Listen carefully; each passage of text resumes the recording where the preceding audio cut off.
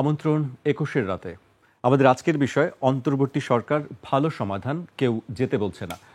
আমাদের সঙ্গে স্টুডিওতে আছেন বিএনপির যুগ্ম মহাসচিব সৈয়দ ইমরান সালেহ প্রিন্স এবং সাংবাদিক ও কলামিস্ট আনিস আলমগীর। আপনাদেরকে স্বাগত জানাচ্ছি ২১-এর স্টুডিওতে।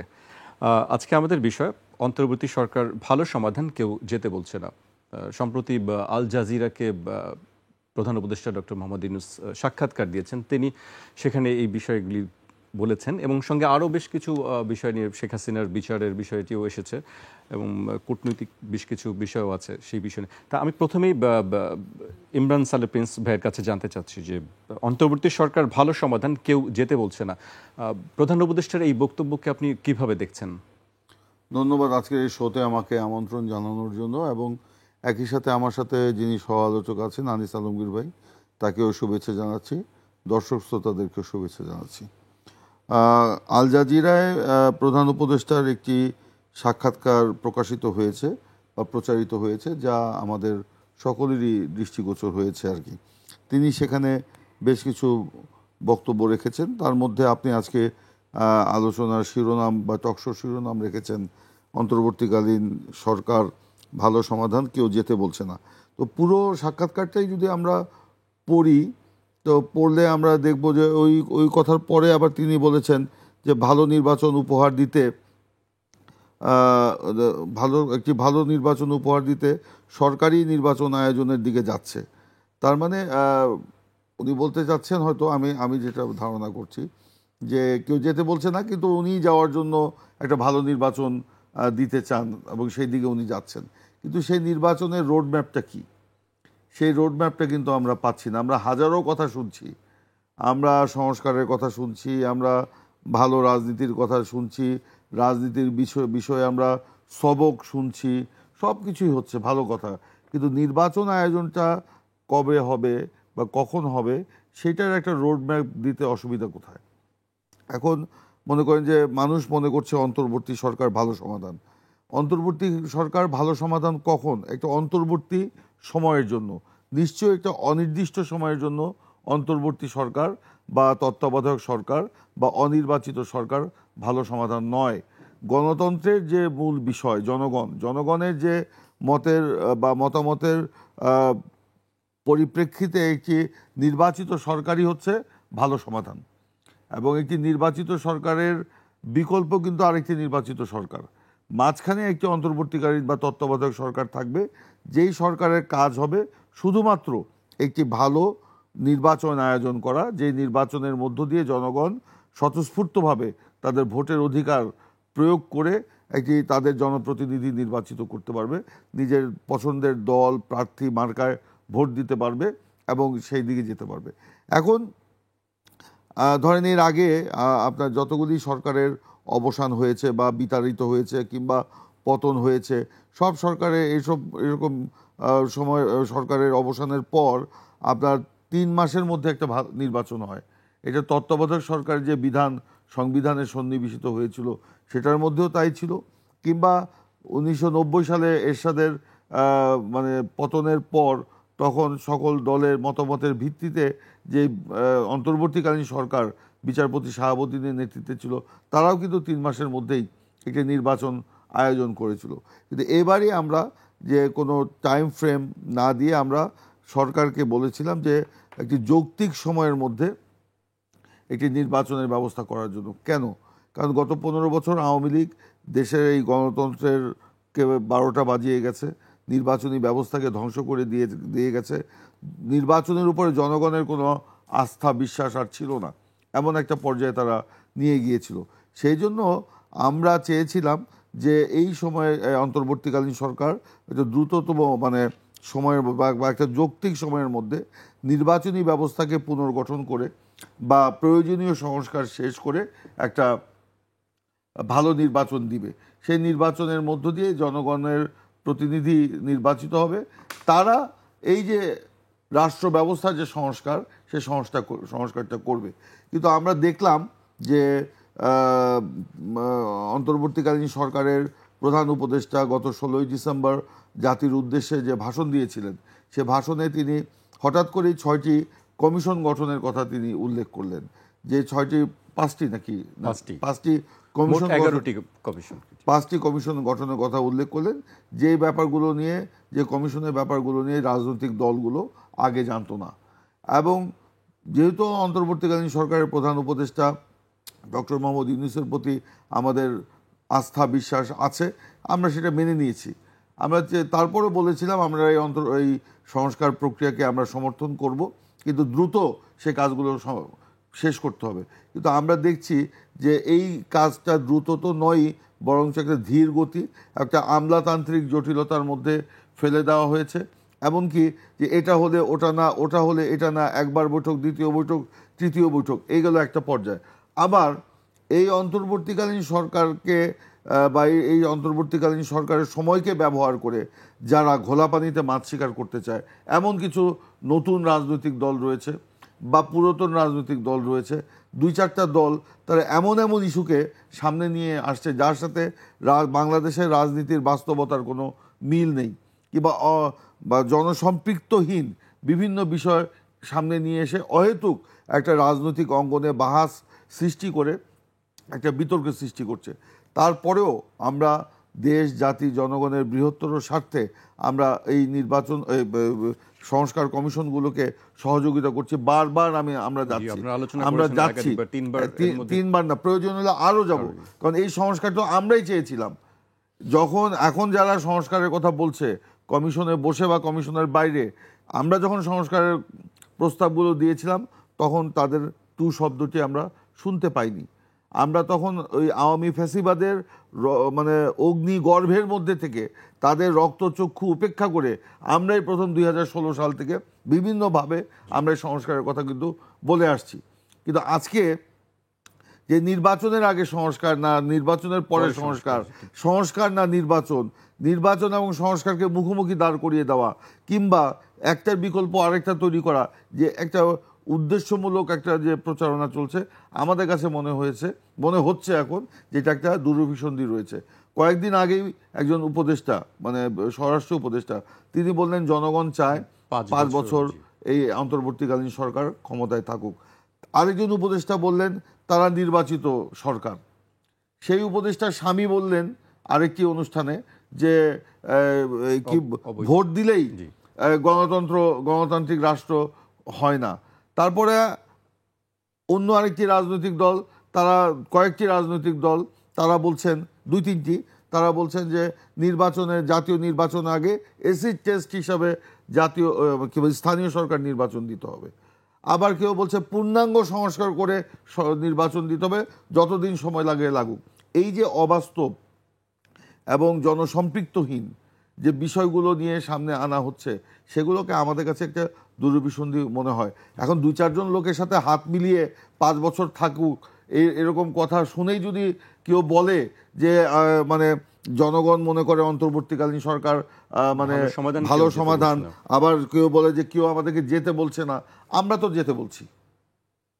বাংলাদেশ জাতীয়তাবাদী দল বাংলাদেশের সর্ববৃহৎ রাজনৈতিক দল। এই দলের মানে একদম তৃণমূল পর্যায় পর্যন্ত নেতা কর্মী সমর্থক জনগণের ব্যাপক সমর্থন রয়েছে। আমরা প্রতিহিংসার বশে আমরা যেতে বলছি না। আমরা বলছি যে এই যে একটা ট্রানজ্যাকশন পিরিয়ড চলছে, নিশ্চয়ই সেটা আপনার দীর্ঘ সময় চলতে পারে না।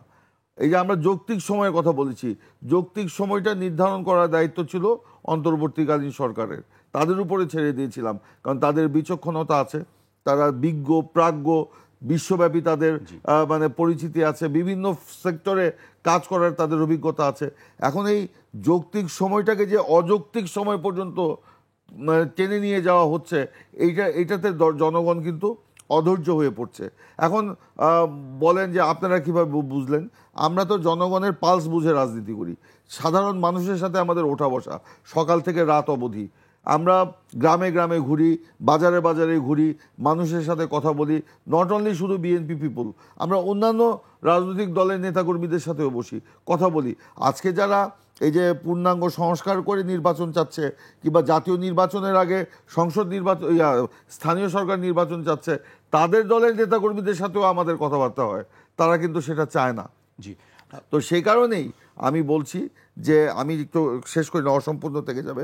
আমি বলছি যে আমরাই তো চাচ্ছি যে অন্তর্বর্তীকালীন সরকার তার মেয়াদ শেষ করে অতি দ্রুত আপনার একটি নির্বাচন দিয়ে আপনার মানে জনপ্রতিনিধিদের হাতে ক্ষমতা হস্তান্তর করুক। না হলে বাংলাদেশের যে সংবিধান কিংবা জনগণের যে বাংলাদেশের যে রাষ্ট্রের যে ভিত্তি, জনগণের সার্বভৌমত্ব বা জনগণের যে রাজত্ব কিংবা জনগণের যে আপনার মালিকানা, এটা কিন্তু থাকবে না। এখন যত তাড়াতাড়ি আমরা একটি অন্তর্বর্তীকালীন সরকারের অধীনে আমরা একটি অবাধ নিরপেক্ষ সুষ্ঠু নির্বাচনের দিকে আমরা যেতে পারবো, ততই কিন্তু এই জনগণের যে আকাঙ্ক্ষা, এই ছাত্র গণ অভ্যুত্থানকে ঘিরে সেই আকাঙ্ক্ষা বাস্তবায়ন আমরা করতে পারবো। জি, প্রিন্স ভাই কথা শুনছিলাম। আনিস ভাই, আপনি যদি এই বিষয়ে বলেন প্রধান উপদেষ্টার বক্তব্য সম্পর্কে, যে অন্তর্বর্তী সরকারই ভালো সমাধান মানুষ মনে করছে, কেউ যেতে বলছে না। যদিও প্রিন্স ভাইরা বলছেন যে বিএনপি বলছে যে যেতে একটা যৌক্তিক সময়ের মধ্যে নির্বাচন আয়োজন করার পরেই। আপনি এটা কি মনে করেন? এটা ওনার ধারণা আর কি, যে মানুষ জনগণ চায় যে উনি আরো 5 বছর বা 5 বছর নাকি বলে নাই, একটা এখনই নির্বাচন চাচ্ছে না, মানুষ বলছে 5 বছর। সেটা অবশ্য একটা কথার কথা উনি বলছিলেন, কিন্তু ডক্টর ইউনূস কতদিন থাকবেন সেটা উনি বলছেন না। উনি বলছেন যে মানুষ চায় যে আমরা আরো মানে লেংদি করে আমাদের টেনিওর এবং সমাধান, এটা তার মানে এটা উনি প্রক্ষান্তরে বলে দিচ্ছেন যে এই যে গভর্নমেন্ট চলছে সেটাতেও জনগণ সন্তুষ্ট, জনগণ নির্বাচন চাচ্ছেন না। এবং প্রিন্স ভাই যেভাবে বললেন যে আমরা তো চাচ্ছি, সেই জায়গায় আমরা এটাও যোগ করতে পারি যে আসলে বাংলাদেশ সে যে দুইটা প্রধান দল বিএনপি এবং আওয়ামী লীগ, তারা দুই দলই তো ওনাকে চাচ্ছে না। তো উনি নির্বাচন চাচ্ছে, তারা তো বলে নির্বাচনের কথা, তারা নির্বাচিত একটা সরকার আসুক সবাই বলে। তো সেই ক্ষেত্রে একটা মেজরিটি, আপনি যদি সমর্থনের কথা চিন্তা করেন যে কত পার্সেন্ট লোক আসলে চাচ্ছে যে দ্রুত একটা নির্বাচন, তাহলে এই দুইটা দলের যোগ সংখ্যা যদি যোগ করি তাহলে তো অনেক বেশি।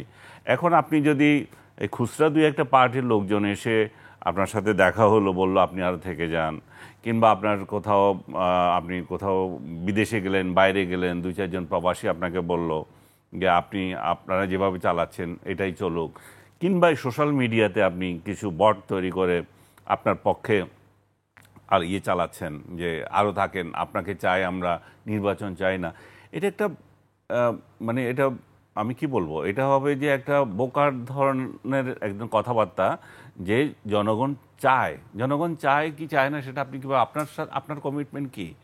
আপনার কমিটমেন্ট হচ্ছে একটা ন্যূনতম সংস্কার করে আপনি ক্ষমতা হস্তান্তর করবেন, এটাই তো একটা বিষয় ছিল।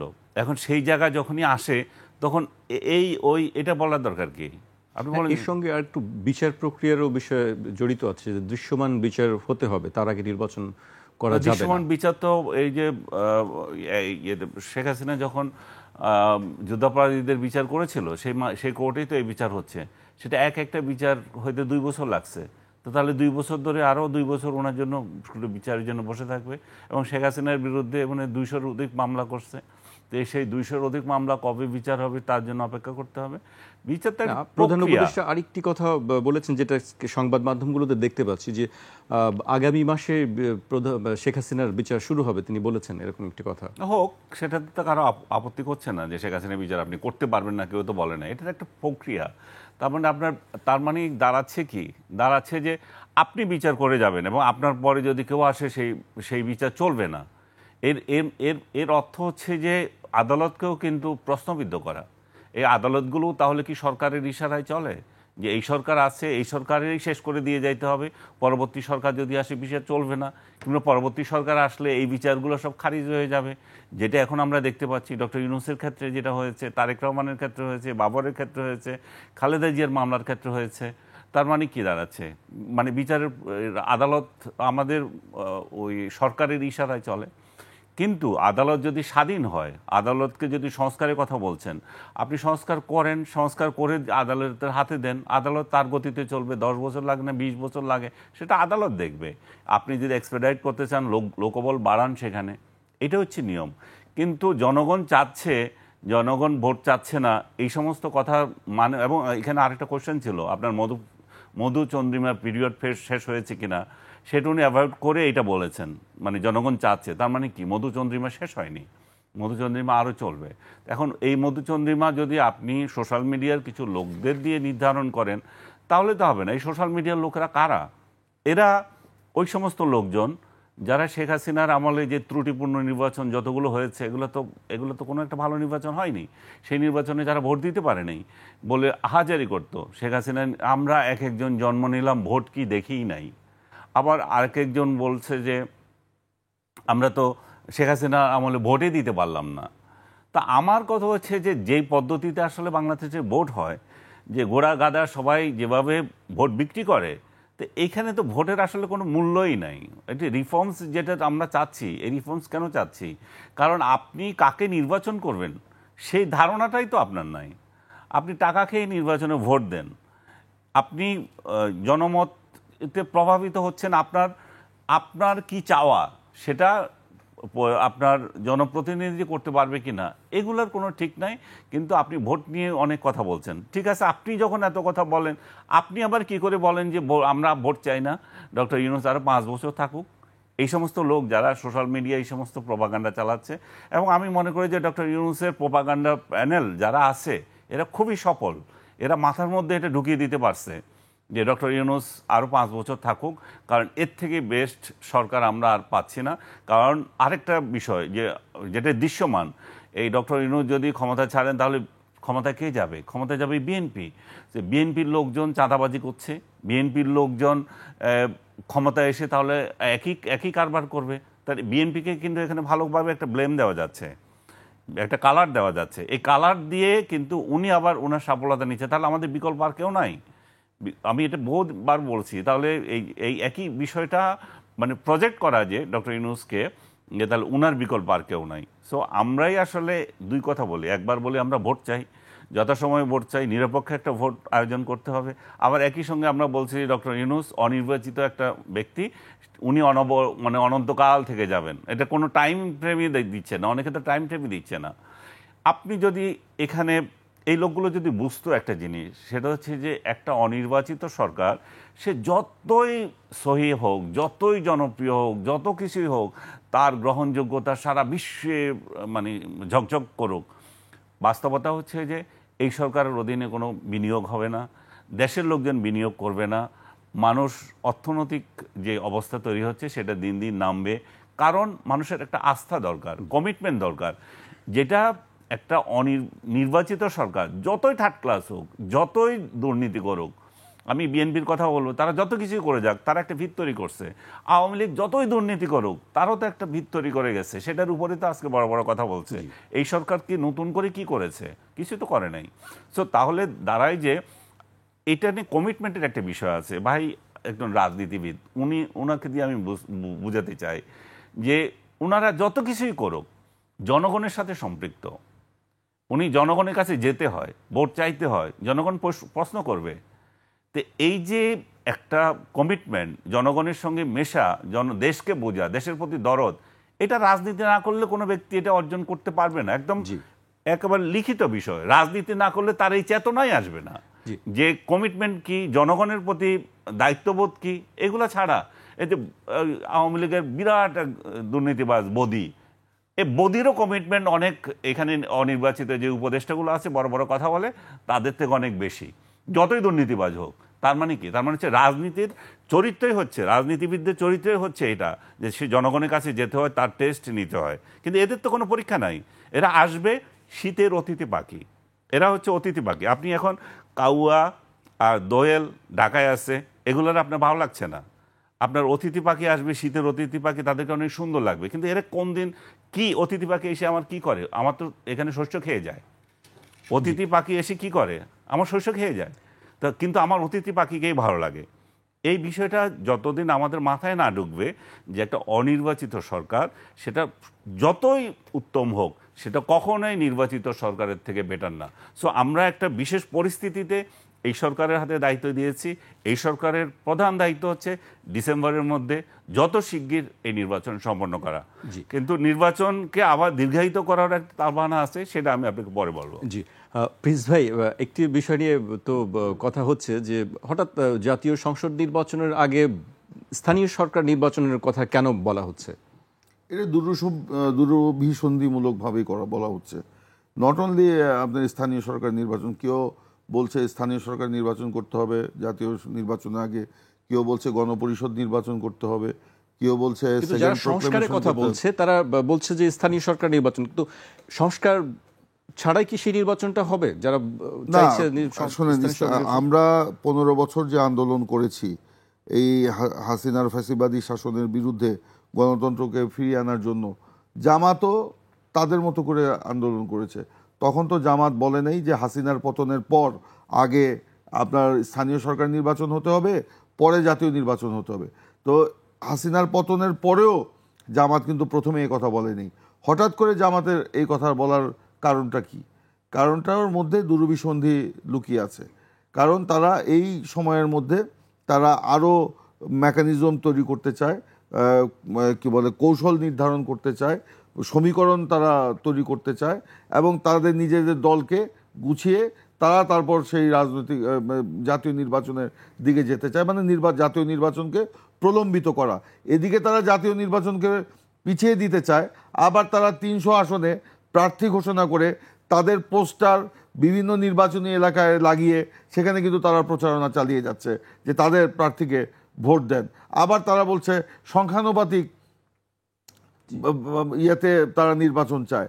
তাদের যে এই দ্বিমুখী ত্রিমুখী যে তাদের মানে কর্মকাণ্ড, এখান থেকেই তাদের এই মানে এই দুরভিসন্ধি ব্যাপারটা কিন্তু সামনে চলে আসে। শুধু তারাই নয়, আমরা দুঃখজনকভাবে হলেও দেখছি যে নতুন যে রাজনৈতিক দলের জন্ম হয়েছে, যারা গণ অভ্যুত্থানের একটি অংশের নেতৃত্ব দিয়েছেন, সেই এনসিপি, তারাও কিন্তু আজকে অবাস্তব এবং বিভিন্ন জনসমর্থনহীন বা জনসম্পৃক্তহীন বিষয়গুলোকে তারা সামনে নিয়ে এসে হঠাৎ করে তারা বিভিন্ন ইস্যু সামনে নিয়ে আসছে। এর মধ্যেও কিন্তু দুরভিসন্ধি রয়েছে। সেই কারণে আমি বলবো যে বাংলাদেশে আজকে যে অনির্বাচিত সরকার বলেন, অন্তর্বর্তীকালীন সরকার বলেন, কিংবা তত্ত্বাবধায়ক সরকার বলেন, সব সরকারিটা অপেক্ষাকৃত দুর্বল একটি সরকার হয়। তখন বিভিন্ন স্বার্থান্বেষী মহল দেশের ভিতরে এবং দেশের বাইরে তারা কিন্তু বিভিন্নভাবে চাপ সৃষ্টি করে, বিভিন্ন কৌশলে দেশের ভিতরে বা বাইরে থেকে চাপ সৃষ্টি করে একটা অন্তর্ঘাতমূলক একটা পরিস্থিতি সৃষ্টি করে তখন তারা কিন্তু চেষ্টা করে তাদের স্বার্থ হাসিলের জন্য, কিংবা তাদের একটা মানে বিষয়টাকে সামনে নিয়ে আসার জন্য। কিন্তু সেই কারণেই কিন্তু আপনারা দেখবেন যে তত্ত্বাবধায়ক সরকারের বিধান সেই তো যখন থেকে আনা হলো, কিংবা 91 সালে সকল রাজনৈতিক দল বসেই কিন্তু সেই অন্তর্বর্তীকালীন সরকারের মেয়াদ কিন্তু 3 মাস করেছিল, যাতে 3 মাসের মধ্যে সেই সরকারের একমাত্র কাজ হয় যাতে আপনার নির্বাচনটা করা। কিন্তু আজকে এই যৌক্তিক সময় আমরা ভালো মনে করে দিতে যেয়ে আজকে যে অযৌক্তিক সময় মতো জন্য এই জিনিসটাকে টেনে নিয়ে যাওয়া হচ্ছে, এবং এই যে বলা হচ্ছে যে তাদেরকে কেউ যেতে বলছে না, ভালো সমাধান আমরা মানি, কিন্তু ভালো সমাধানটা কিসের জন্য? সেটা হচ্ছে একটা মানে রেফারির ভূমিকা পালন করা, একটি অন্তর্বর্তীকালীন সরকারের অধীনে একটি ভালো নির্বাচন করা। এর বেশি যদি আপনি করতে যান, আপনি যদি বলেন যে ভালো সমাধান, আমি এখন যদি বলি যে দেশে যে আজকে অস্থিতিশীল পরিস্থিতির সৃষ্টি হচ্ছে, বিভিন্ন কোয়ার্টারে আপনার ঝামেলা তৈরি হলো, বিভিন্ন রকম সমস্যা তৈরি হলো, অন্তর্বর্তীকালীন সরকারকে সেটা সামাল দিতে পেরেছে রাজনৈতিক দলের নেতৃবৃন্দকে সহযোগিতা ছাড়া? যখন আপনার এই যে গার্মেন্টসে শুরু হলো, তখন তো সেই বিএনপিকেই ডাকতে হয়েছে তাদেরকে। আমরা দৌড়িয়ে গিয়েছি গার্মেন্টস এলাকাগুলোতে যাতে এই সমস্যা প্রকট আকার ধারণ না করে। মালিক পক্ষ শ্রমিক পক্ষের সাথে বসে আমরা সমাধান করেছি। তখন তো অন্তর্বর্তীকালীন সরকারের উপদেষ্টাদের আমরা দেখি নাই যে গার্মেন্টসের এলাকাগুলিতে গিয়ে তারা সেইখানে আপনার এই কাজগুলো করতে। বিভিন্ন যে দাবি দেওয়া উঠছে, বিভিন্ন প্রফেশনাল গ্রুপের সাথে আমরা কথা বলছি। আমরা চাই যে এই সময়ে আপনার পিসফুল একটা অ্যাটমসফিয়ার থাকুক, কোনো সংঘাত সৃষ্টি যাতে না হয়, তাহলে মূল যে উদ্দেশ্য সেটা ব্যাহত হবে। তো আজকে এই যে ভালো সমাধান, হ্যাঁ, আপনি বলতে কি বলেন যে ঈদ যাত্রা ভালো হয়েছে, এটা ভালো সমাধান। আপনার রোজার শেষের দিকে নিত্য প্রয়োজনীয় দ্রব্যমূল্যের দাম কিছুটা কম ছিল তুলনামূলকভাবে, এটা একটা ভালো সমাধান মনে করতে পারেন। কিন্তু আপনার যে সার্বিকভাবে আপনার যে দেশে যে একটা অস্থিরতা, এইটাকে নিরসন করার জন্য নির্বাচিত সরকারের কোনো বিকল্প নেই। এমনকি স্থানীয় সরকার নির্বাচন দিয়েও এই অস্থিতিশীলতা আপনার নিরসন করতে পারবেন না। আজকে অন্তর্বর্তীকালীন সরকার ক্ষমতায়, ঠিক আছে, আমরা যখন এলাকায় যাই বা ঢাকায়ও থাকি, ভোর সকালবেলা বাসায় দরজা খুলতেই বিভিন্ন শ্রেণী পেশার মানুষের আমরা আগমন দেখতে পাই, তাদের নানান সমস্যা। এই সমস্যার সমাধান কে করবে? নির্বাচিত বা জনপ্রতিনিধি বা রাজনীতিবিদরা ছাড়া। কোনো সরকারি আমলার বাড়িতে যায় তো তারা আপনার সকাল 7টার সময় দরজা নক করতে পারে না।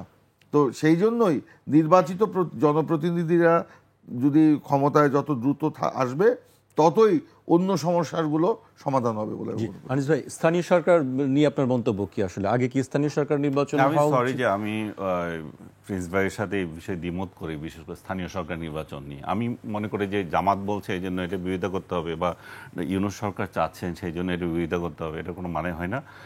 এই স্থানীয় সরকার নির্বাচনটা আমি মনে করি যে অতি শীঘ্রই করা উচিত, যেটা উনি নিজেও ফিল করছেন। উনি বলছেন যে আমরা যখন যাই, আমাদের ঘর দরজা খুললেই আসতেছে মানুষ আমাদের কাছে সমাধানের জন্য। এটা কেন হচ্ছে? কারণ হচ্ছে আপনার বিগত আওয়ামী লীগ সরকার যে নির্বাচন করেছিল, স্থানীয় সরকার নির্বাচন, সেটা মার্কার নির্বাচন করেছিল। এই দলীয় মার্কা দিয়ে নির্বাচন করার ফলে 1/3 শুধুমাত্র এখন আছে, বাকি 2/3 পালিয়ে আছে, যে তারা হামলা মামলা নানাভাবে। তো এই লোকগুলো যখন পালিয়ে আসে, তার জায়গাটা শূন্য, ওইখানে লোক নাই। ওইখানে একটা চেয়ারম্যানের কাছে একটা কমপক্ষে 21 থেকে 22টা আপনার সেবা জড়িত আছে বাংলাদেশ সরকারের। এই সেবাগুলো থেকে মানুষ বঞ্চিত হচ্ছে। তো অবিলম্বে এখানে নির্বাচন দেওয়া দরকার, এবং নির্বাচনটা সেটা কি সংস্কারের আগেই স্থানীয় সরকার নির্বাচন দেওয়া দরকার? সংস্কারের মাধ্যমে। এই তারা যে প্রস্তাব করেছে, সেই প্রস্তাব আবার গৃহীত হবে না। সেই প্রস্তাব একটা উদ্ভট প্রস্তাব। আমি ওই প্রস্তাবের জনক যারা, তাদেরকে আমি বলেছিলাম গর্দভ। এই জন্য কিছু লোক মাইন্ড করেছে। এরা সত্যিকার হতে গর্দভ, কারণ এরা জনগণের সাথে এদের কোনো সম্পৃক্ততা নাই। এরা জীবনে কোনোদিন স্থানীয় সরকার নির্বাচন কি সেখানে অংশগ্রহণ করতো তাহলে বুঝতো। সেখানে যে তারা প্রস্তাব করেছে, এটা নিশ্চয়ই আপনি জানেন যে মেম্বারগুলো নির্বাচিত হবে, মেম্বাররা নির্বাচিত হয়ে তারপরে চেয়ারম্যান নির্বাচন করবে তাদের ভোটে। এখন আমি একজন চেয়ারম্যান হিসাবে প্রতিদ্বন্দ্বিতা করতে চাই, আমি তো সেখানে মেম্বার ইলেকশন করব না। আর আমি মেম্বার ইলেকশন, আমি চেয়ারম্যান নির্বাচিত হবে নিশ্চয়তা কোথায়? কারণ যেই 12 জন লোক নির্বাচিত হয়েছে, তার মধ্যে 7 জন যদি বিএনপির হয়, তো আমি তো স্বতন্ত্র হিসাবে এখানে নির্বাচিত হতে পারবো না। আমার তো সম্ভাবনা নাই। তারা তাদের দলীয় একজনকে বানাবে।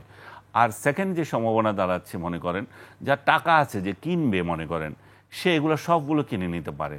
কারণ এই পদ্ধতিতে এর আগে আওয়ামী লীগ যখন নির্বাচন করেছিল, এই কাউন্সিলরদেরকে কিনে চেয়ারম্যান নির্বাচিত হতো। যে কাউন্সিলর সবগুলোকে কিনে নিছে, যে সে হচ্ছে দলীয় প্রার্থী, আর দলীয় প্রার্থীর অধীনে আর বিরুদ্ধে আর কেউ দাঁড়াচ্ছে না। তো বিএনপি এখানে নির্বাচন করছে না, সে অটো পাস তারা হয়ে গেছে। এখানে যেটা হবে যে 6 জন যদি বিএনপি, 7 জন যদি বিএনপি হয়ে যায়, আমি যখন হতে পারবো না, এখানে যেটা হবে আরেকটা, যে বিএনপি যদি না থাকে, মনে করেন একজন জামাতের একজন প্রার্থী জয়ী হয়েছে, উনি এই 9 জন আর কয়জন, যে 11 জন, এদেরকে টাকা দিয়ে কিনে ফেলবে, কারণ জামাতের টাকা আছে। তারপরে এবং দলীয়ভাবে টাকা দেবে তারা, যে কেনার জন্য। বিএনপি হয়তো ওইভাবে দেবে না, এরা দলীয়ভাবে টাকা দিয়ে ওই চেয়ারম্যানের আসন নিয়ে নেবে। একইভাবে এনসিপি যে আছে, সেও একইভাবে কিনে নেবে। সো আমি চাই যে এই ইলেকশনটা এই সরকারের অধীনে হোক। সেটার কারণ হচ্ছে যে উনি যেটা চাচ্ছেন না, ওনারা বলছেন পরে চাচ্ছেন। এই দুইটা কারণে আমি চাই। একটা হচ্ছে যে একটা টেস্ট হবে কিন্তু এই সরকারের, সে নির্বাচন অনুষ্ঠানে, জাতীয় নির্বাচন যেটা, সেটাতে কতটা দক্ষ, সেটার একটা পরীক্ষা হয়ে যাচ্ছে। এখানে মানুষ একটা ভোটমুখী হবে, মানুষ একটা নির্বাচনমুখী হবে। মানুষ যে এখন বুঝে না, রোড ম্যাপ না, হ্যাঁ না তেন বলতেছি আমরা, এটা একটা মানুষকে সম্পৃক্ত করার একটা ইয়ে চলে আসবে। দ্বিতীয়ত হচ্ছে যে এই লোকগুলো যে এটা ভোট তো করছেই। সেকেন্ড হচ্ছে যে নির্বাচিত সরকার যখন আসবে, তারা কিন্তু এই নির্বাচনটা তাদের দলীয় পান্ডাদের দিয়ে করাবে, এবং সেখানে কোনো নিরপেক্ষ নির্বাচন হবে না। সো আমরা আশা করেছি, আপনি যদি ডক্টর ইউনূস যদি নিরপেক্ষ নির্বাচন একটা আশা দেবে বলে আমরা আশা করি, তাহলে এদের অধীনে এটা কেন হবে না? এটা হোক, এবং এই সমস্ত স্থানীয় সরকারগুলো নির্বাচন হয়ে যাক। এই জন্য টাইম ফ্রেম কোনো বিষয় না। কারণ আপনি যদি 1 মাসের মধ্যে এই নির্বাচনগুলো করতে চান, এই যে প্রস্তাবনা যেখানে আছে সেখানে কিন্তু এবার সংস্কার প্রস্তাব যেটা আছে সেখানে কিন্তু এটা আছে যে একসঙ্গে করার। একসঙ্গে করলে আমরা যেটা হয় একসঙ্গে সরকারের খরচটাও কমে যাবে এবং একসাথে এই অনুষ্ঠান করা কোনো ব্যাপার না, পারবে। জি প্রিন্স ভাই, আনিস ভাই বেশ কিছু বিষয় বলছিলেন, আপনার বক্তব্য কি আসলে? উনি আমি যে কথা বললাম যে সকালে উঠতে আমাদের বাসায় লোক আসে, এটাকে উনি একটু ভুল বুঝেছেন। আমি বলি নাই যে স্থানীয় কোনো বিষয় নিয়ে আমাদের কাছে তারা আসে। স্বাভাবিকভাবে যে একটা নির্বাচিত জনপ্রতিনিধি মানে এমপি থাকলে যে এই সমস্যাগুলো সমাধান এমপি সাহেবরা করেন, স্বাভাবিকভাবে গ্রামে একটা মুরগি চুরি হলেও সেই বিষয় নিয়ে এমপির কাছে এখন যায়। পরিস্থিতি কিন্তু এখন এরকম দাঁড়িয়েছে। এখন আপনি আনিস ভাই কতগুলো বলেছেন যে ভোটের কোনো মূল্য নাই, টাকা দিয়ে নির্বাচন হয় ইত্যাদি ইত্যাদি। এগুলি গত 15 বছরের প্র্যাকটিস। এর আগে কিন্তু এরকম পরিস্থিতি ছিল না যে একেবারে তা না, কিন্তু এরকম পরিস্থিতি ছিল না 15 বছর আওয়ামী লীগের আমলে। এই যে আপনার ভোটের যে কোনো মূল্য ছিল না, এটা বাস্তব কথা। আপনি ভোট দিতে যেতে পারেননি, আপনার ভোট কাস্ট হয়ে গেছে। আপনি টাকা দিয়ে ভোট কিনে, বিরিয়ানি দিয়ে ভোট কিনছে, এটা 15 বছরের প্র্যাকটিস। সেই জন্য তো আমরা সংস্কার চাই নির্বাচনী ব্যবস্থার। সেই জন্য তো আমরা সরকারকে একটা যৌক্তিক সময় দিতে চেয়েছি। এই যৌক্তিক সময়ের মধ্যে তারা এই নির্বাচনী ব্যবস্থাকে তারা ঠিক করবে সকলের মতামত নিয়ে। এখন এই যে বাকি যে বিষয়গুলো এখানে আছে, যেটা আমি বলছিলাম উনি একটু ভুল বুঝেছেন। আমি বললাম যে উনি বলছেন যে স্থানীয় সরকারের এখন 1/3 নাই।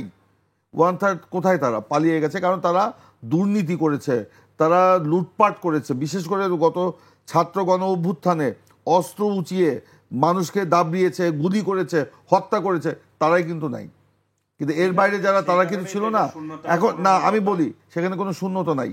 সেখানে সরকারের থেকে প্রশাসক নিয়োগ করা আছে, 1 নম্বর কথা। সেখানে সচিব আছে একজন সেই ইউনিয়ন পরিষদের।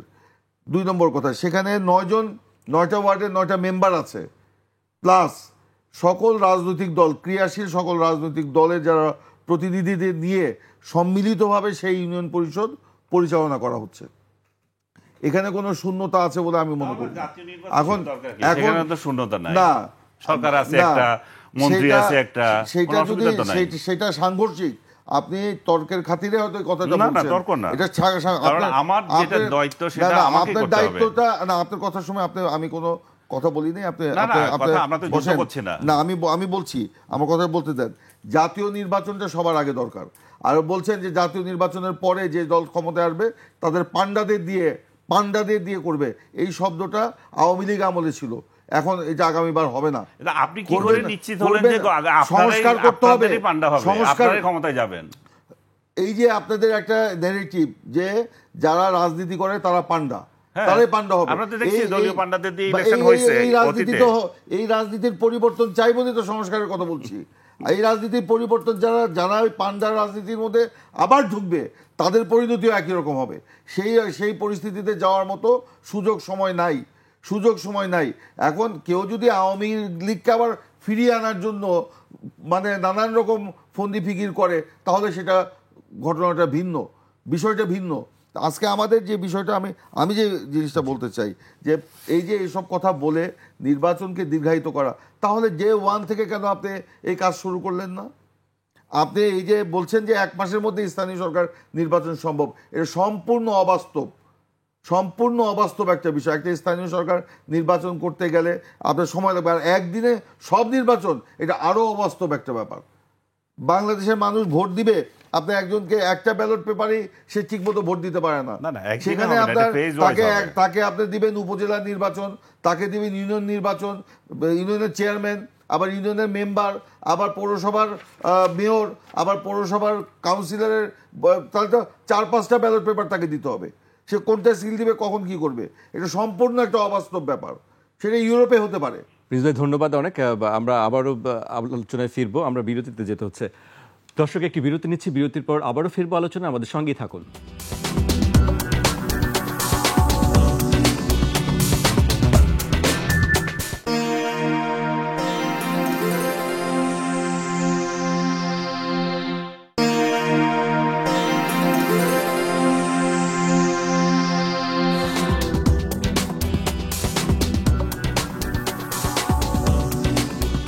বিরতির পর আবারও স্বাগত। আপনারা দেখছেন ২১ রাত। আমাদের সঙ্গে আছেন বিএনপির যুগ্ম মহাসচিব সৈয়দ ইমরান সালেহ প্রিন্স এবং সিনিয়র সাংবাদিক ও কলামিস্ট আনিস আলমগীর। বিরতিতে যাবার আগে আপনারা দুজনেই কথা বলছিলেন স্থানীয় সরকার এবং জাতীয় নির্বাচন কোনটা আগে হবে, কোনটা আগে হবে।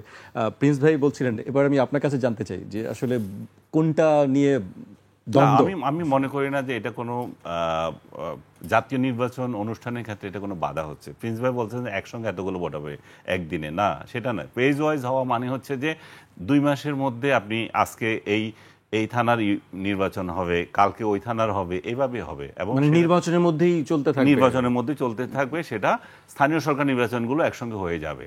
মানে একবার উপজেলা নির্বাচন হবে, আরেকবার আপনার আসবে, ওটা কি বলে, সিটি কর্পোরেশন আসবে, পৌরসভা আসবে, সে তা না। নির্বাচনের হাওয়া যখন চলবে তখন একসঙ্গে হয়ে যাবে। এবং আমাদের এখানে যে একটা মাত্র ত্রুটি আছে শুধু, সেটা হচ্ছে যে এই উপজেলাতে নির্বাচনের ক্ষেত্রে, ইউনিয়নের নির্বাচনের ক্ষেত্রে 2টা ভোট একজনের অধিকার আছে, উপজেলা চেয়ারম্যান এবং এটা। অনেকে বলে যে না একটা হলে হয়। আমি মনে করি যে এটাও ঠিক আছে, আমি ডাইরেক্ট একজনকে নির্বাচিত করব। তো ইউনিয়ন পরিষদের সাথে যদি উপজেলা নির্বাচন হয়, এমন কোনো কঠিন না। 2টা ভোট দিচ্ছেন আপনি, একটা 3টা ভোট দিচ্ছেন আপনি। একটা দিচ্ছেন আপনার আপনার মেম্বারকে, আরেকটা দিচ্ছেন আপনার চেয়ারম্যানকে, আরেকটা দিবেন উপজেলা চেয়ারম্যানকে, এবং আর যদি তার সহকারী যদি থেকে থাকে এখন নতুন রিফর্মে। এটা এমন কঠিন কাজ না। এবং উনি ধরে নিয়েছেন যে ওই যে দলীয় সরকার নির্বাচনে যে সমস্ত গুন্ডাপান্ডা হয় এগুলো উনাদের হবে। উনাদের কী হবে, সব ক্ষমতাতে যেই আসে তারই হতে পারে, তাই না? ওনারা তো নিশ্চিত নাই। এটা আমরা এই প্র্যাকটিস দেখেছি জিয়াউর রহমান আমলে, এই প্র্যাকটিস দেখছি আমরা এরশাদ আমলে, হাসিনার আমলে, এবং ওনাদের বিএনপির আমলেও, এর আগের আমলেও। কারণ যারা যারা সরকারে থাকে তাদেরই সব লোকজন চেয়ারম্যান নির্বাচিত হয়। আমার অভিজ্ঞতা আছে, আমি জানি, আমি দেখছি এটা। কারণ এই লোকগুলো তখন একটা প্রভাব খাটায় এবং প্রশাসন এদের পক্ষে কাজ করে এদেরকে নির্বাচিত করার জন্য, যে দলের লোকদেরকে, এবং অন্য বিরোধী পক্ষকে ওরা পিটায়, কেন্দ্র থেকে বের করে দেয়।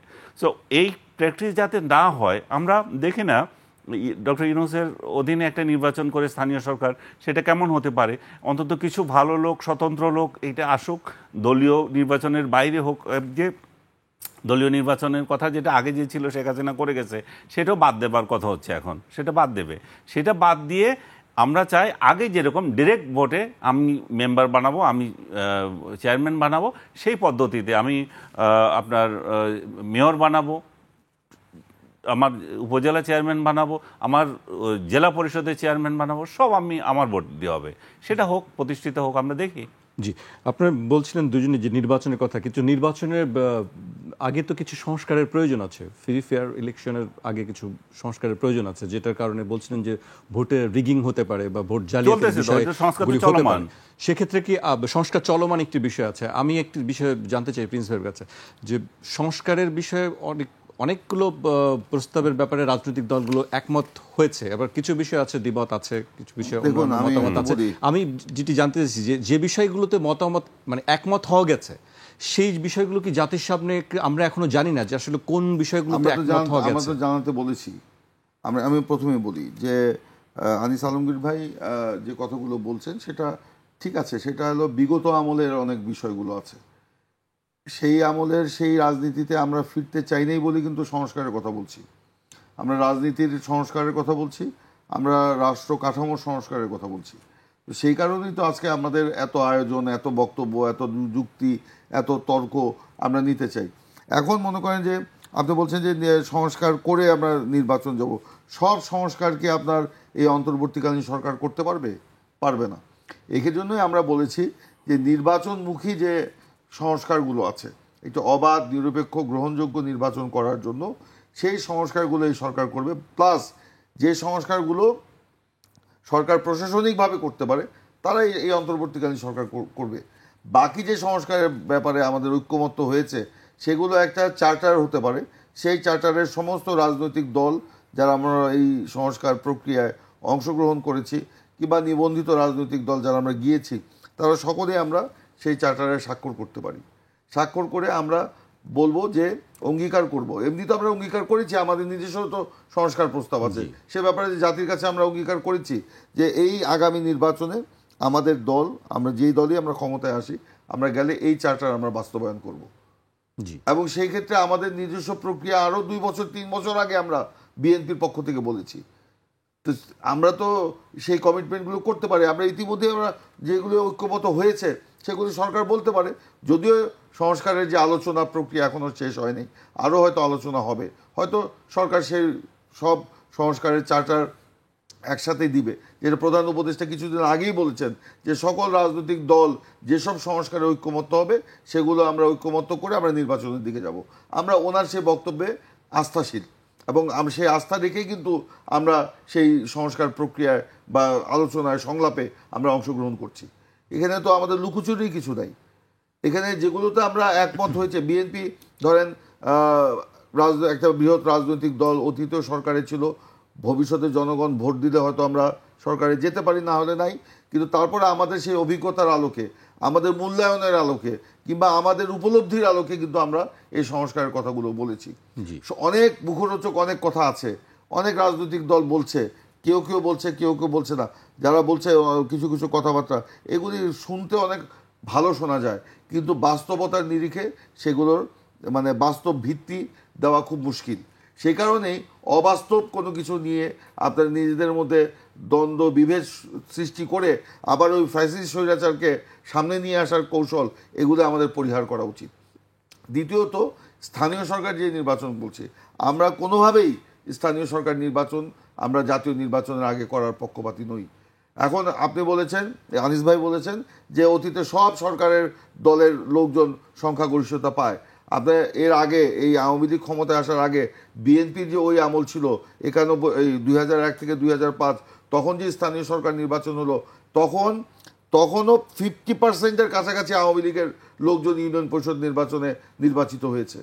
50%-এর আওয়ামী লীগ আমলে তো আমরা 10%, 5%ও যেতে পারিনি। কিন্তু বিএনপির ওই আমলে, আমি সেই বেগম খালেদা জিয়ার সরকারের আমলেই কথা বলছি, 50%-এর কাছাকাছি ছিল ইউনিয়ন পরিষদের চেয়ারম্যান আওয়ামী লীগের দখলে। বাস্তবতা সেটা। আপনি সবাইকেই গুন্ডা পান্ডা বলবেন, সেই গুন্ডা পান্ডারা আপনার করবে, সেই রাজনীতি যদি এখনো আমরা ধারণ করি তাহলে তো জনগণ আমাদেরকে ক্ষমা করবে না। জি আজকে সেই কারণেই আমরা বলবো যে রাজনীতিবিদ সবাই খারাপ সেটা কিন্তু না। ভালো আছে, ভালোটাকে সহযোগিতা করেন,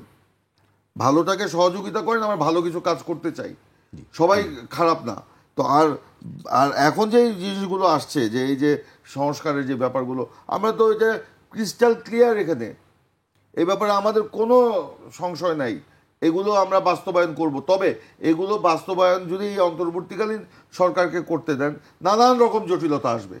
আপনার সংবিধান সংস্কার কি আপনার এই অন্তর্বর্তীকালীন সরকার করতে পারবে?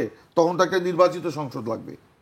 ম্যাক্সিমামই তো আপনার মানে সংবিধান সংস্কার না হলে রাষ্ট্রের কাঠামোর কোনো পরিবর্তন আসবে না, কোনো সংস্কার আসবে না। প্রিন্স ভাই অনেক কথা বলছিলেন, গুন্ডা পান্ডাহীন রাজনীতি কিভাবে হতে পারে বাংলাদেশে? আসলে সেটার জন্যই তো নতুন সরকার এসছে। এখন যদি এটা যদি হয়ে থাকে যে ওনারা এই গুন্ডা পান্ডাহীন রাজনীতি ওনারা নির্বাচনের মাধ্যমে শেষ হয়ে যাবে, তাহলে তার সংস্কারের দরকার নাই, তাহলে তার এই নতুন সরকারেরও দরকার নাই।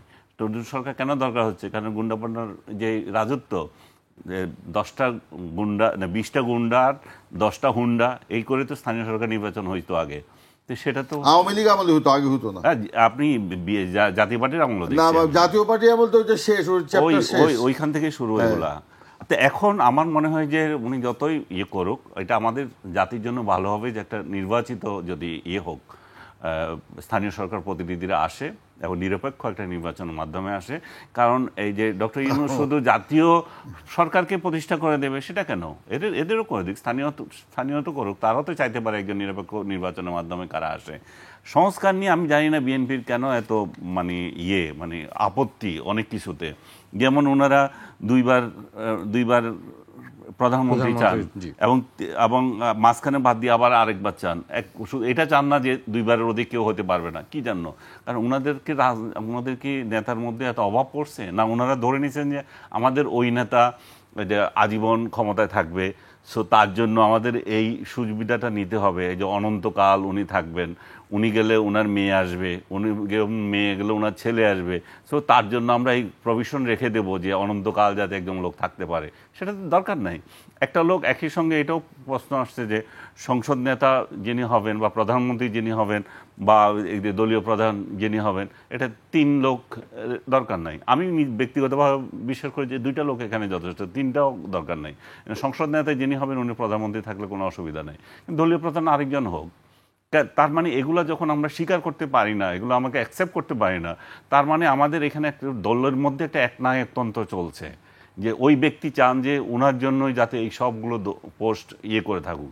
এবং বিএনপি যেটা ভুল করছে, এরা মনে করছে যে এদের জন্যই শুধু এটা হচ্ছে। এটা তো সারা বাংলাদেশের সবার জন্য হবে, তাই না? এবং ওনারা কেন ধরে নিচ্ছেন যে আমাদের জন্যই শুধু এগুলো করছে এবং ওনারাই শুধু আপত্তি করছেন এখানে, অন্য কোনো বড় রাজনৈতিক দল এটা আপত্তি করছে না? আমার মনে হয় যেন আমরা একটা 2বারের অধিক আসলে শুধুমাত্র রাষ্ট্রে কেন, অন্য কোনো সংগঠনেই তো এটা হওয়া উচিত না। কারণ আপনি আর কত দেবেন?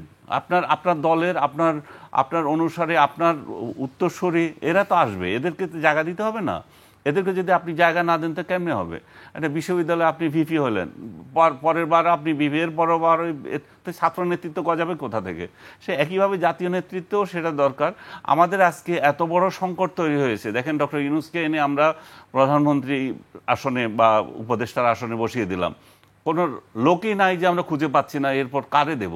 প্যারিস থেকে তাকে ডেকে আনতে হচ্ছে যে উনি ওইখানে আছেন, উনি আবার সত্য দিচ্ছেন আমি ওই দিন আসবো, আমাকে এই করতে হবে। তা মানে কি? আমাদের আসলে নেতৃত্ব প্রক্রিয়া, আমরা এত সংকটে পড়েছি, দীর্ঘদিন থেকে আমরা খালেদা জিয়া এবং শেখ হাসিনা ছাড়া আমাদের আর কোনো নেতা গজাই নাই। এরশাদ পতিত, সে চলে গেছে। এরপর আমাদের এই দলগুলোতে খালেদা জিয়ার শূন্যস্থান কে পূরণ করবে কিংবা শেখ হাসিনার শূন্যস্থান কে পূরণ করবে, সেটা তো প্রজেকশন ওইভাবে হয় নাই। তবে সবার আগে তো রাজনৈতিক দলের সংস্কারটাই বেশি জরুরি। আমার মনে হচ্ছে যে এটা এখানে খুব জরুরি এগুলা, কারণ এগুলো যদি না হয় আমাদের তো নেতা, এই যে প্রিন্স ভাইরা আছেন, ওনার বয়স, উনি আমাদের সিনিয়র মানুষ, উনি অনেক দিন থেকে রাজনীতি করেন, ওনার বয়সে তো অনেকের প্রধানমন্ত্রী হয়ে বোধ দেশে মরেও গেছে। তো উনি কোন কালে প্রধানমন্ত্রী হবেন যদি এই প্রক্রিয়া চলতেই থাকে, তাই না? এবং উনি কোন কালে বড় বড় নেতা হবেন, ওনার দলের হাল ধরবেন। তো আমার মনে হয় এখানে একটা জট তৈরি হয়েছে এবং আমরা একজন নেতাকে কল্পনা করে এই সমস্ত সংস্কার কর্মসূচিতে মতামত দিচ্ছি, ওই নেতার কি হবে। এবং যেটা এই যে দেখেন, এই যে পুতিন সংস্কার করেছিল তার রাশিয়ান কনস্টিটিউশন সংস্কার একই স্টাইলে করছে, পরপর 2বার থাকবে সে, তৃতীয়বার হইতে পারবে, মানে পরপর 3বার থাকতে পারবে না। সো 2বার থাকে সে, তারপরে সে একটা বেড়া ছাগল তার একটাকে বসাই দেয় এবং ওই সময় সে অন্য পোস্টে যায় এবং সেই আসলে ছায়া প্রদান থাকে, তারপর আবার আসে। তো এইখানেও যদি আমরাও যদি মনে করি যে এই সংস্কার যদি হয় যে পুতিনের স্টাইলে সংস্কার, বিএনপি যেটা চাচ্ছে, তো তাহলে তার এই সংস্কারের কোনো দরকার নাই। এবং এই প্রক্রিয়া দিনের পর দিন চলতে থাকবে, মানুষ বিরক্ত হবে, আবার একটা কেয়ারটেকার সরকার আসবে। তো আমরা তো এই প্রক্রিয়াটা আমরা যদি দীর্ঘদিন, কেয়ারটেকার সরকার তো আসতেই হবে। 5 বছর পরে নির্বাচন কি রাজনৈতিক দলের সরকারের অধীনে হবে? না, সেটা আমি তো ওয়েলকাম করছি, কিন্তু 111 আর ইউনূসের স্টাইল বলতেছি, 2 বছর বা কোন দিন যাব ঠিক নাই, সেরকম। আপনি কি আনিস আলমগীরকেও আমরা খুঁজে পেতে পারি তখন? না, আনিস আলমগীর কোনো শখ নাই, প্যারিস থেকে না এলে আনিস আলমগীরকে তার বাসা থেকে নিয়ে আসতে না, আনিস আলমগীর এগুলোর শখ নাই, এই সময় অনির্বাচিত দায়িত্ব পালন করেন। আনিস ভাই অনেকগুলি প্রশ্ন তুললেন, আমি আরেকটি বিষয় জানতে চাই যে খালেদা জিয়া কবে দেশে ফিরছেন? না, সেটা উনি ফিরবেন, আমরা খুব শেষ পর্যায়ে চলে এসেছি। আমি বলি, আনিস আলমগীর ভাই কিছু কথা বলেছেন যে বিএনপির সংস্কার প্রস্তাবে এত অনাপত্তি কেন। এটা শুনতে আমাদের খুব খারাপ লাগে কথাগুলো। যখন আমরা সংস্কার প্রস্তাব দেই 2016 সালে, আজকে যারা সংস্কার নিয়ে বড় বড় কথা বলছেন, তখন তারা মিউ করারও মানে সুযোগ পেত না। তখন অনেককে দেখেছি সরকারের দালালি করার জন্য ঘুরে বেড়াতো। আজকে যারা বড় বড় কথা বলছে সংস্কার নিয়ে, আমি আগেও বলেছি যে স্বৈরাচারের ফ্যাসিবাদের অগ্নিগর্ভে তাদের রক্তচক্ষুকে উপেক্ষা করে আমরা কিন্তু সংস্কারের প্রস্তাব দিয়েছি সর্বপ্রথম। এখনও আমরা সেই প্রস্তাবের মধ্যেই সীমাবদ্ধ আছি। এখন পরপর 2বার না 3বার না একবার ব্রেক দিয়ে একটাতে আমরা রাজি হলাম না বলে বিএনপি সংস্কার প্রস্তাব রাজি না, এই যে বলে দেওয়া হচ্ছে, এটা কি বিএনপির প্রতি অবিচার নয়? বিএনপি যেই সংস্কার প্রস্তাবগুলো করছে, এটা তো অন্য রাজনৈতিক দলগুলো 6 বছর আগে না, 1 বছর আগেও তো এই কথাগুলো বলে নেই। সেই কথাগুলো না বলে আপনি বললেন যে কি বলে এই যে দলের প্রধান হবে প্রধানমন্ত্রী সে সভাপতি থাকতে পারবে না ইত্যাদি ইত্যাদি। এইখানে আনিস আলমগীর ভাইরা কলামিস্ট ভালো, সাংবাদিক ভালো, ওইখানে তারা যদি একটা রাজনৈতিক দল করে আনিস আলমগীর ভাই, তখন বুঝবে যে ওনার ওখানে ওই যে কথাটা আমরা বলেছি ওটা কি কারণ আছে। ওনাকে বলবো একটা রাজনৈতিক দল করে আপনি বাস্তবতার নিরিখে কথাটা বলেন। কারণ আছে তো বিনয়ের সাথে বিনয়ের দলের মধ্যে আমাদের কোনো একতন্ত্র নয়। আমাদের দলে যেই ডেমোক্রেসি আছে সেই ডেমোক্রেসি অন্য দলেরও নেই। আমরা তো কত পরশুদিনও আমরা ভোট দিয়ে আমরা একটা জেলা কমিটি নির্বাচিত করেছি, একটা তৃণমূলের ভোট দিয়ে। আমাদের যে যখন সুযোগ পাই তখন হবে। এখন যদি ডেমোক্রেটিক অ্যাটমসফিয়ার থাকে, রাজনীতি করার সুযোগ থাকে, এই একতন্ত্র আপনারা যেটা বলছেন সেটা আমরা গত পরশুদিনও আমাদের যে স্কাইপিতে যে মিটিংটা হলো, আমাদের সারা দেশে নেতৃবৃন্দ সংযুক্ত ছিল, সেখানে মতামতের ভিত্তিতে সিদ্ধান্ত হলো। দেখা গেল ভারপ্রাপ্ত চেয়ারম্যান সাহেব প্রথমে হয়তো একটা জিনিস মানে চিন্তা করেছেন, যখন দেখলেন যে সকলের মতামতটা অন্যরকম, উনি বললেন না ঠিক আছে ওটাই ভালো। জি, তো এটা কি ডেমোক্রেসি না? এগুলো তো এখন ওখানে যদি আনিস আলমগীর ভাইকে নিয়ে বসায় রাখতে পারতাম ওই মিটিংয়ে, তাহলে উনি বুঝতো যে আমরা কি প্রক্রিয়ায় সিদ্ধান্ত গ্রহণ করি। না, আপনারা অনেক কিছু তো ওয়েলকাম করছি, বাইরের থেকে না, আপনারা যদি বলতেন বিএনপি যে সংস্কার প্রস্তাবগুলো দিয়েছে খুব ভালো প্রস্তাব, এই দুইটাতে তারা আপত্তি না করে প্রস্তাবটা মেনে নেওয়া।